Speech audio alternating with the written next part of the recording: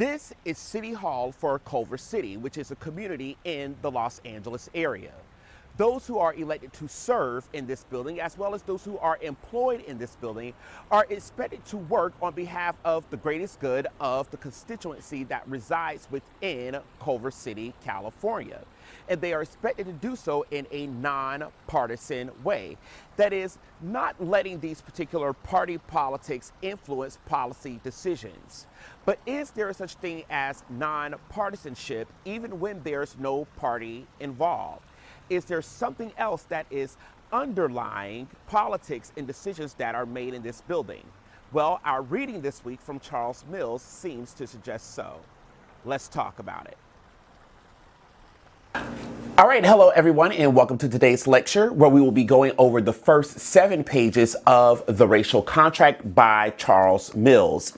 So let's go ahead and dive in. So as we started at City Hall for Culver City, this is not just something that is limited to Culver City. Obviously, this applies to any municipality, state, and or federal level. Taking a look at what really informs and undergirds laws, statutes, different things of that sort. This is exactly where Charles Mills' work is going to pick up on and start asking some questions. So let's go ahead and move forward. What's going to be our roadmap for today in terms of what we're going to be looking at? First, we're going to start with a flashback by looking at key things from the previous lecture that need to be carried over to this lecture so that you can understand it in context better. Then we're going to take a look at Mills's intervention. We're going to take a look at understanding the social contract, the Declaration of Independence, the racial contract, and then, of course, what is white supremacy, right? Because Charles Mills allows us to have a nuanced understanding of white supremacy and what it is and what it does. So let's go ahead and begin with a flashback from our previous lecture, where we talked about a number of things as it relates to critical race theory in its origins, in terms of its intellectual origins and what is considered to be within the academy, but more specifically, its social context and its social movement context, right? So key in that lecture was literally the words critical race theory. And we broke that word down, and where we can see Charles Mills' work fitting in specifically is looking at that fourth point in critical. Critical as challenging the assumptions and exclusions of the prevailing conceptual, theoretical, or analytical framework of a discourse and or discipline. This is important in Charles Mills' work because he is a what? Philosopher. And he is saying that, hey, I am looking at the conversation that is taking place in social contract theory, that is a Western political theory. We'll talk more about that in just a bit. And I'm noticing that there are some opportunities in terms of analyzing and understanding society within that discourse, within that conversation. So he's going to challenge the assumptions and the exclusions of what is taking place there. And he's certainly looking at race as something that has a socio-political value that is doing something, and he's certainly operating within theory, as we can see. And as it relates to critical race theory in terms of an academic descriptive and what it does, remember, he is a philosopher. And again, this is another reason why CRT is not taught at the K through 12 level, because you do have to have knowledge of these different areas. You need sociology, you need history, you need political science, you need philosophy, you need anthropology, and then you bring all of that over to once you begin learning about law, right?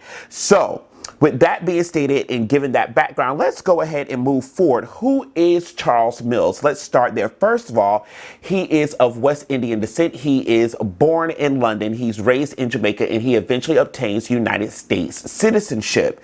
And the reason why this is important is because Charles Mills is theorizing from a lived experience, right? He's not theorizing the contract from what he hopes will be. He's theorizing the racial contract from what is. Who does this sound like? Derek Bell.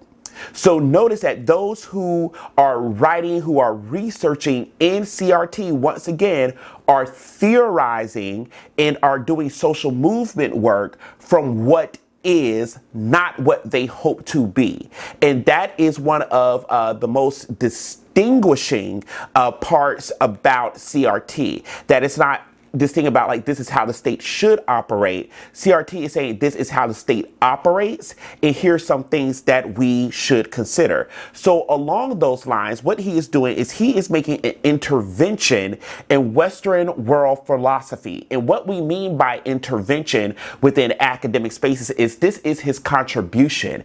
This is a way of him disrupting the discourse, the conversation, and this is his academic legacy in terms of what it is the work that he will be working on and what he will be doing, throughout his career, right? So what he's doing is he's making an intervention in Western world philosophy. That means he is taking a look at all of the things that inform the development of Western societies. Western societies would be United States, UK, etc., right? And he's critiquing those philosophies and specifically social contract theory.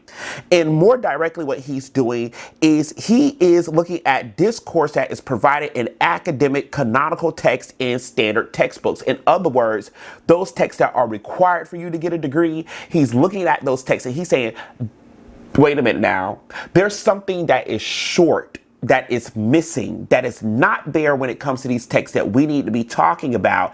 And because there is a blind spot in these texts, the graduates that we are turning out is missing this particular information.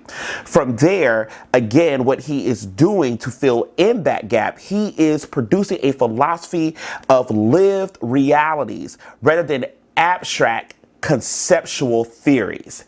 Now, why does this matter? Because this places him in conversation with people like Jean-Jacques Rousseau, Thomas Hobbes, and John Locke, who are key theorists of the social contract theory. Now, he's going to differentiate himself from this particular social contract theory that is born of a desired political outcome during the European Enlightenment. So what is it that these particular men are saying that that Mills wants to challenge, right? So let's take a look at them really quickly so that we can understand the context of the argument and where Charles Mills's intervention is coming in.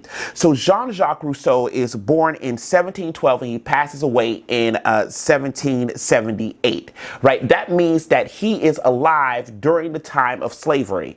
Slavery is informing his worldview, right? As well as what he feels that he is entitled to, what rights should be, and what rights should not be.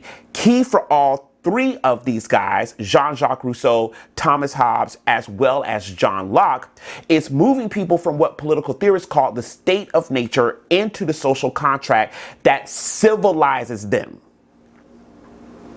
Right? So when we say state of nature in political theory, that refers to the social location of folks before there is a government, without order, etc. And each one of these guys has a various approach and aspect of view about what the state of nature is and what the social contract is supposed to do, right? So along those lines, Jean-Jacques Rousseau believes that the state of nature is primitive yet balanced.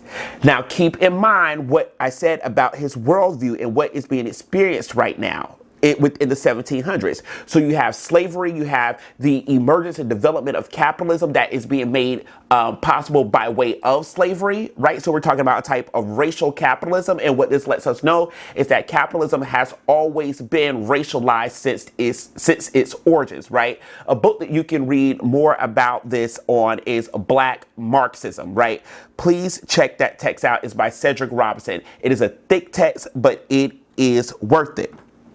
And what Jean-Jacques Rousseau is interested in, particularly that is able to happen through the social contract, is that the common interests of society be attended to. Now, the question you have to ask is, who is society and what becomes the common interest of society? That means sustaining the economic viability of society, securing those resources. And how are those resources being secured during this time? Slavery. Do you see what's informing the lens here? So when Jean-Jacques Rousseau is talking about making sure that the common interest of society is provided for, he can be, his particular approach to the social contract theory, which we'll talk more about, can be seen as supporting democracy and totalitarianism, excuse me. So he also believes that society should participate in democratic processes. Again, you should be asking yourself, who does he mean by society, and how does that society participate in democratic processes? Implicated here are women. Implicated here are those who are being enslaved. Implicated here are those who are experiencing the superimposition of colonial powers within their land. Right? There's something very specific taking place here. So when he says that society should participate in democratic processes, there are already people who are included as well as excluded. This is why Charles Mills, going back to this fourth point of critical and critical race theory, is challenging the assumptions and exclusions of the prevailing conceptual and theoretical and analytical framework of a given discourse. This is why it's important. Let's move on to Thomas Hobbes and why Mills would be challenging Thomas Hobbes. So again, Thomas Hobbes is born in 1588 and he passes away in 1679. Again, what's going on the world stage during this time? Okay? Slavery doesn't begin at the point of 1619. Spanish colonies were already involved in slavery during that particular time. And what Thomas Hobbes believes is that there should be an absolute sovereign because the state of nature is always in conflict before the social contract. And he believes in authoritarianism. He believes in authoritarianism, that there should be an absolute power, that everyone should be submitted to the state, both those that are in upper class, middle class, lower class, etc. Right? That is what he is doing.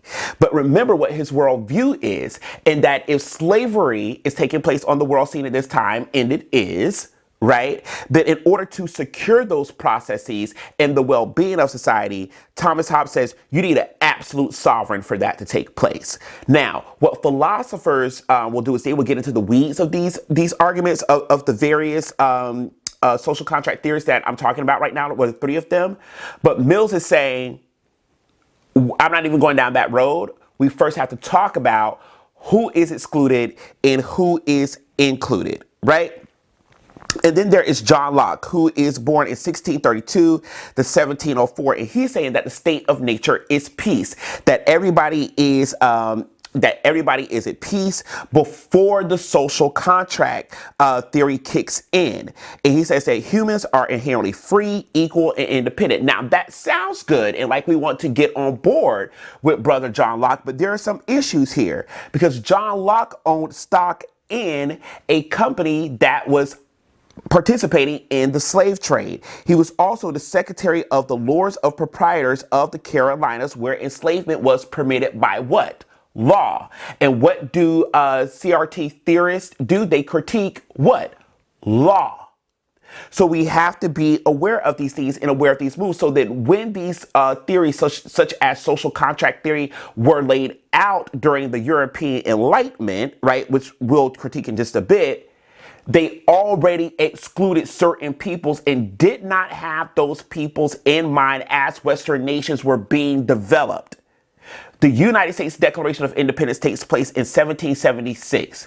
Jean-Jacques Rousseau is the only one who is around, right, because he passes away in 1778, when that takes place. That means how Jean-Jacques Rousseau is thinking about the nation state, who's included, who's not included, as well as Thomas Hobbes and John Locke. Their work just doesn't disappear. It's taken into consideration as the United States is being developed, right? But John Locke is going to focus on individual rights and limited government, as well as democracy. His particular approach can be seen as supporting democracy. But the thing to understand here is that those individual rights and limited government only applies to certain people. This is where Charles Mills' work is making its intervention. He's saying that these particular people and many others, because he lists them in the beginning of this book, right, did not have certain demographics in mind when they wrote out these theories, that the theories was always in service of those who were seen to be an active part of the nation state. And what John Locke work makes clear, by the way, is that like race, gender, and money, rights are what? A social construction. Rights do not inherently exist, that they have to be bought into being by the nation state. Okay, so as Jean-Jacques Rousseau, Thomas Hobbes, and all of these different folks are theorizing the social contract, they're theorizing it within the time frame of the European Enlightenment. Now, the European Enlightenment is from about 1685 to 1815. Now, when we think about the Enlightenment era, excuse me, when we think about the Enlightenment era, for some reason, we think that means the world came into enlightenment. No, the rest of the world was already enlightened. People were already circumnavigating the globe, right? This is why important texts like They Came Before Columbus by Ivan Van Sertima is important, right? Trading routes were already established. Universities and societies were already established. One of them we can think about is the University of Timbuktu that had been around at least since the 12th century. So who is in need of enlightenment here? In other words, what is very, very clear is that Europe is late to world history. And that because Europe is late to world history, when the social contract is thought out, it necessarily excludes those who necessarily has to be oppressed, because Europe needs to advance with the rest of the world about this time, because gold is already on the scene, silk is already on the scene, trading food goods is already on the scene. These things are already going on. But Europe is not involved in this. They have to go through an enlightenment period. But enlightenment for who? And toward what end?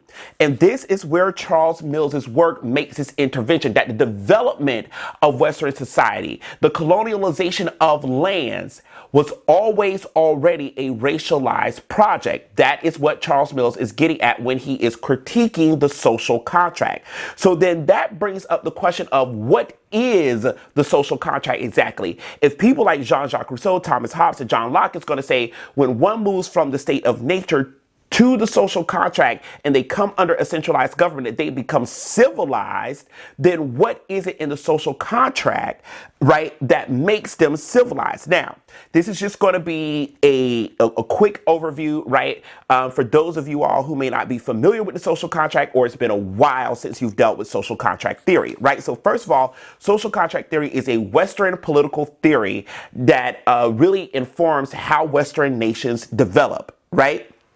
It is agreement among individuals within a given social context. And what they agree upon is laws, statutes, regulations that everyone will live by, or as we call it, consent of the governed. Consent of the governed. Now, within that, what you have to ask is, who are the governed? Who counts as the governed? Right? And again, what this does is the social contract is it transitions individuals from a state of nature to a civilized state under a centralized government. But the question you have to ask yourself is, wait a minute, this is taking place during the Enlightenment era. So who is in a state of nature versus who is civilized?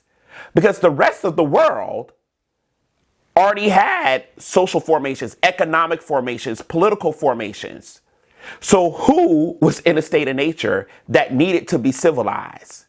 Was it the rest of the world? Was it Europe? These are things to think about. So the social contract in and of itself is a technology of colonialism that brings into being democratic projects that are shaped and informed by the social contract, which in turn in itself is shaped and informed by who is included and who is excluded. Because when a contract is informed, think about your car loan, your mortgage, etc. I can't call to your provider and get information. Why? Because it's a contract between you and the lender or whatever the case may be. So the contract necessarily excludes as it includes, and we've got to ask some questions about who is included and who is excluded, and is that contract able to be negotiated over time, expanded, or contracted. And so toward that end, there are some questions that come up, and questions that should be considered is, number one, who establishes this social contract? Who establishes it? And then who is included and excluded within that contract? And then how does the contract become perpetuated? Think about this. When people say, do you know who I am? Or parents of parents of parents of parents of parents from generations long ago that were invested in slavery, right, have been able to pass that wealth down over time. How does the contract become perpetuated? These are things to think about. What this lets us know is that the contract has moved from a type of abstract, theorized idea about the self and what the self is entitled to that it has become something concrete, something tangible, something real, whereby values, assets, and social entitlement is transferred from generation to generation. But who is the demographic that is privileged from generation to generation within Western society formations that is able to access and take advantage of the social contract and is favorably positioned by the contract?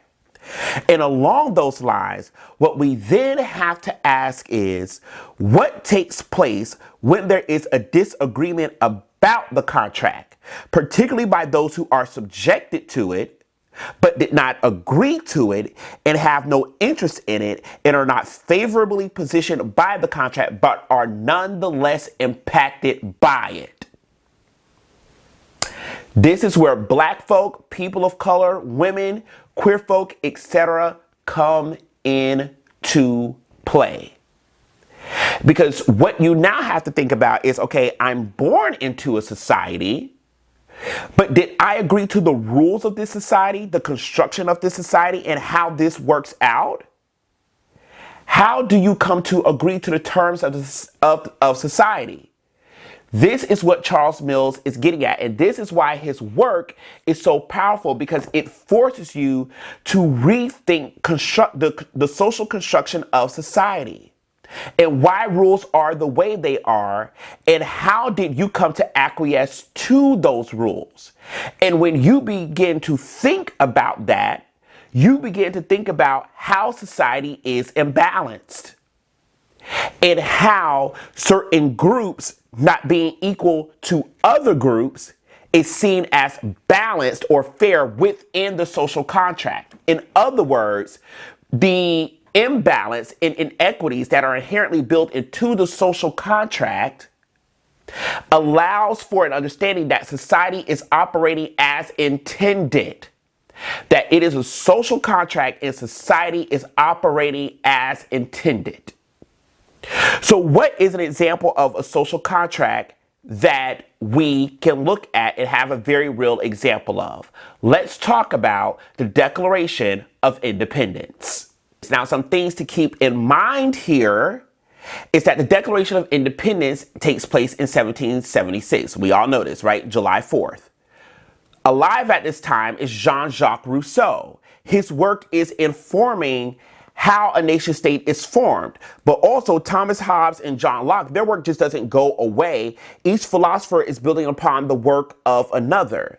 And so the social contract theory work of Jean-Jacques Rousseau and others are informing how the founding fathers, if that's what we would like to call them, right, is conceptualizing in understanding the United States. And they understand the social contract to include and exclude at this particular point in time, right? Because what is going on? Again, slavery is on the world stage. And in order to establish a nation, what do you need? An economy. And they're not going to get out there and do the work that those who are enslaved are doing. So slavery is used as a means to establish the foundations and the structural enforcements of the United States. This is important so that those who are establishing the United States understand who they are in relation to the subjugation of another people. Without the subjugation of those people, then those who are establishing the nation state have no clue who they are. In other words, the social contract is being used as a technology of colonialism to define the being by subjugating and excluding persons from the contract. Whether that be native and indigenous folk, whether that be those who resided on continental Africa and were enslaved, right? Whether that be indentured servants who were coming over from Europe with the classed persons from Great Britain, right? Because the classed persons of Great Britain, their overall concern was, you're treating us like common folk and we have money, so we should be able to do what you are doing. We do not have to subject ourselves to a sovereign. So their interest wasn't necessarily doing away with government. They wanted a different type of representative government that would allow them to have the same power as the absolute sovereign across the sea. You see the move that's being made here? So with that understanding of what the social contract is doing, now let's take a look at this, and then we're going to move into what Mills is doing with the racial contract, and then we will wrap up. So let's go through this. The unanimous declaration of the 13 United States of America. Stop right there first in the unanimous declaration. That means that there are certain people at the table who have agreed to this decision as a whole. Are women at the table? Are people of color at the table? Are indigenous and native people at the table? Are black folk at the table? Who are the unanimous folks that are establishing the declaration here, right? This lets us know the first sentence in that the contract is including and excluding right away at the foundations of the nations. This is why Mills is doing this work, because he's going back and forcing us to rethink the constructions of society and why we are experiencing what we are experiencing.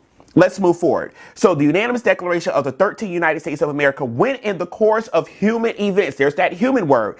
Think about John Locke and who he interpreted as being human, while keeping in mind that he owned stock in a company that participated in the slave trade, and that he also served as the Lord of Proprietors of the Carolinas, where again enslavement was permitted by law. So when in the course of human events, human in this instance becomes a qualifier in order to be a part of this particular social contract. So who is considered human and who is not, right? This becomes particularly important when we look later on down the line, and those who are enslaved are considered what? 3/4 of a person, and therefore not fully what? Human. Catch it, right? So when in the course of human events, it becomes necessary for one people. Who are the one people? Pay attention to these words. To dissolve the political bands which have connected them with one another. Obviously, they're talking about Great Britain here. And to assume among the powers of the earth. Who are the powers of the earth? The developing Western nations. The separate and equal station to which the laws of nature and nature's God entitle them. There it is again.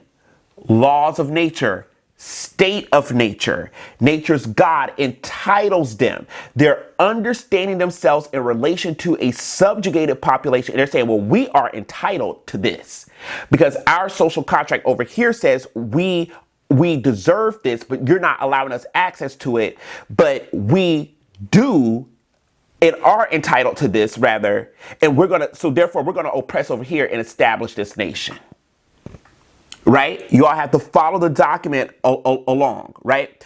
So after they say that, they say the laws of nature and of nature's God entitle them. A decent respect to the opinions of mankind requires that they should declare the causes which impel them to the separation. In other words, this opening paragraph here is them saying, we're about to lay out why we're leaving this nation, and we're going to do the same thing in another nation. Here's some insight. They're not critiquing power. They're critiquing that they don't have access to that power, and that they want to do that same power in a different location. Right? This is the whole taxation without representation. All of that falls up under entitlement, because they see themselves as being entitled to representation, because they understand the social contract to apply to themselves, because they have moved from the laws or state of nature over into a social contract, and they want the same thing. One has to be careful about desiring the same power and keeping the constructs, right? But the outcome is not going to change. So what does this mean? When we say things like we want equality, equality with what? Equality with who? And what does it mean to have equality within a nation state that is inherently oppressive and marginalizing?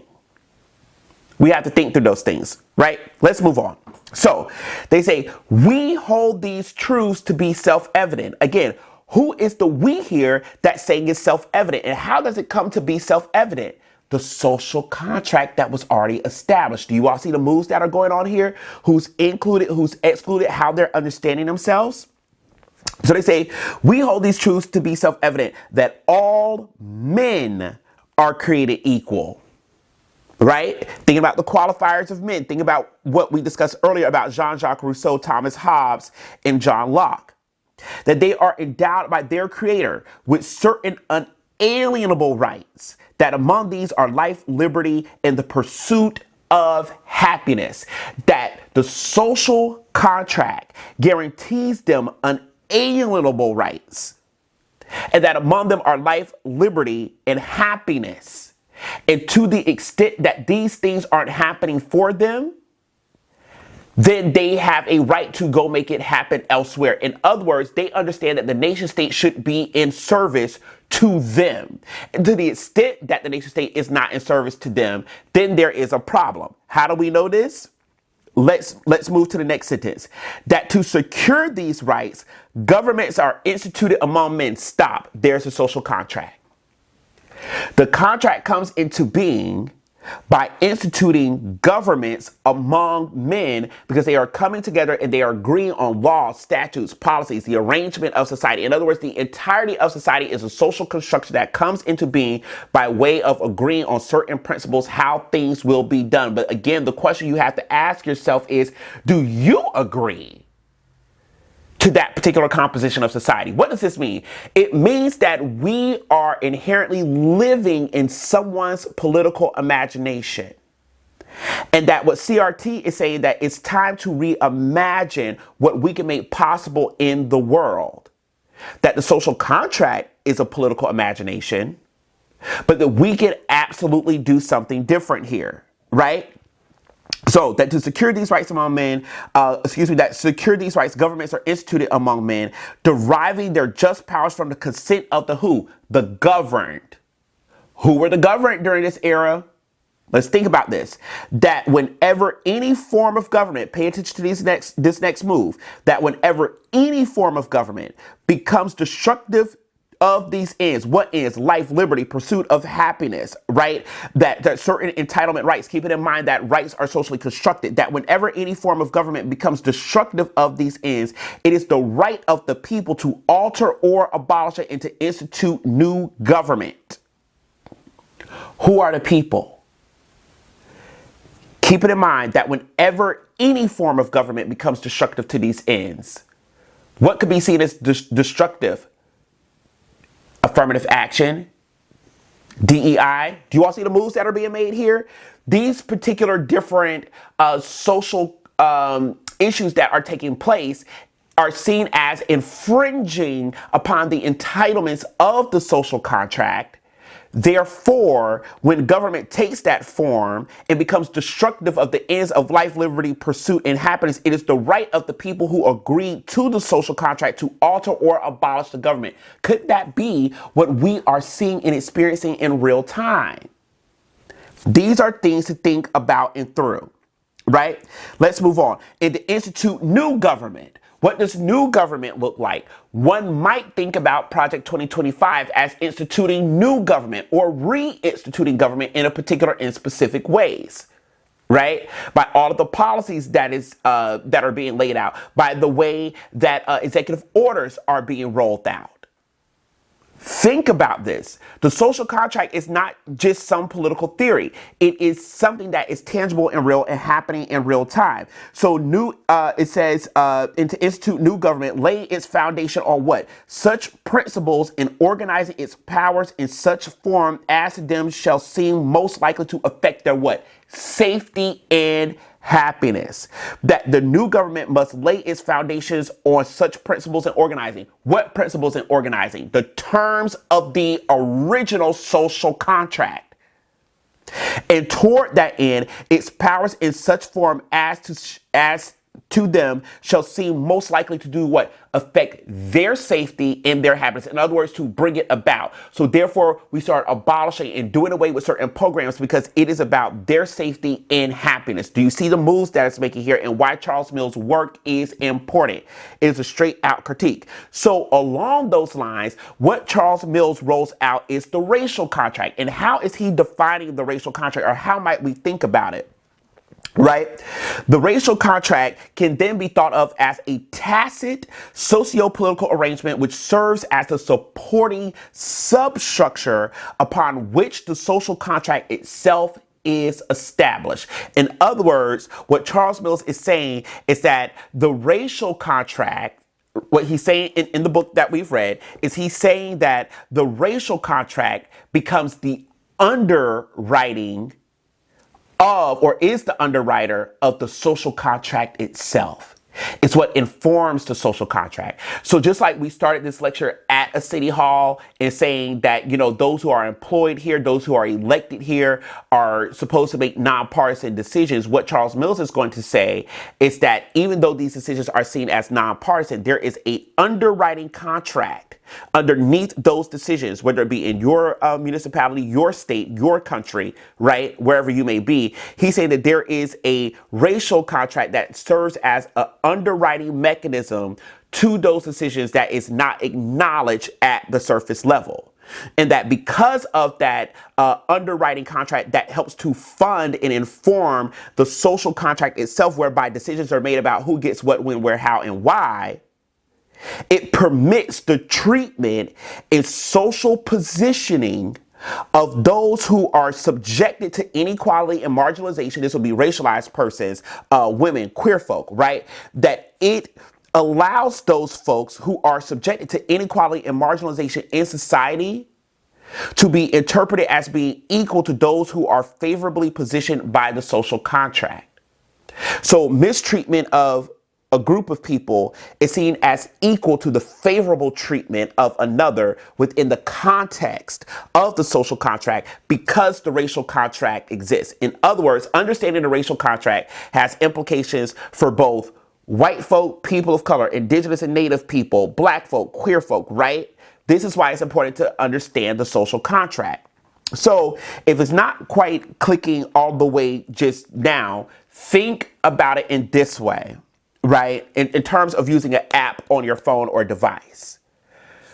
When you are engaging with the app itself, you are a user. So we can think about voting as a way of being a user, of interacting with the app. Who is the app? The government, right? And how is that government made possible? By way of the social contract, which is an operating system. And how is the operating system made possible? By way of the racial contract, which is the hardware. So when we vote and there are certain outcomes, and seemingly no matter how we vote, we always get the same outcome. It's not the application that hasn't been updated. It's not even the operating system that's malfunctioning. Rather, the app, which is providing an experience for the user, is operating as intended because the hardware, i.e. the racial contract, is operating according to its code. Y'all picking up what's being put down here? Right? So along those lines, what might we think of as another name for the racial contract? White supremacy. This is what Charles Mills is getting at. That white supremacy is a racialized socio-political arrangement of society that determines who gets what, when, where, how, and why. This is the ultimate argument of his work, and this is why I said when we started out reading this text that his first sentence in this book matters. When he says that white supremacy is the unnamed political system that has made the modern world what it is today. He is saying that white supremacy is the underwriting force of the social contract, right? And that from that derives and that white supremacy derives from idealized theories of the self as well as understandings, entitlements, and rights of the self. In other words, a political imagination rather than lived reality, and manifests in various political nation-state formations and articulations. That white supremacy is not necessarily someone calling you a racialized term, right, or derogatory term. That is what sociologists call a racialized act. But that white supremacy is actually a socio-political arrangement of society. It is a social formation. This is important.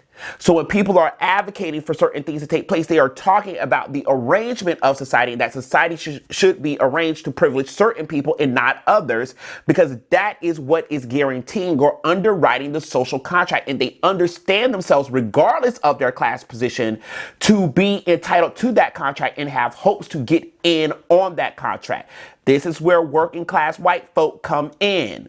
This is why things like MAGA appeals to certain class persons, even if it appears to be to their detriment, because they understand themselves and hope to be included within that social contract one day, without understanding the fact, and this is where white supremacy also applies to white folks as well, that whiteness has qualifiers, such as class, such as gender, and in some instances, geography, right? It's not necessarily caught up with rule spaces. But the idea is that if I ascribe and I agree to, then I too will be entered in that. But for me being in this class position, I too would be included. This is where that comes in. And what Charles Mills' work says here, and we're wrapping it here, is that these different governmental formations, aristocracy, democracy, absolutism, liberalism, so on and so forth, all fall up under that umbrella. So while we are struggling with which governmental formation is best, Charles Mills is saying it doesn't matter because all of it falls up under the same umbrella. And that umbrella in turns is what is undergirding and informing political decisions, yet we do not see it as political. We do not see it as political. What that should now do is bring further light to this text in the moves that he is making and pointing out the racial contract and its importance to the social contract. Okay? So with that being stated, that is our lecture 2, and I will see you all for the next one. Peace.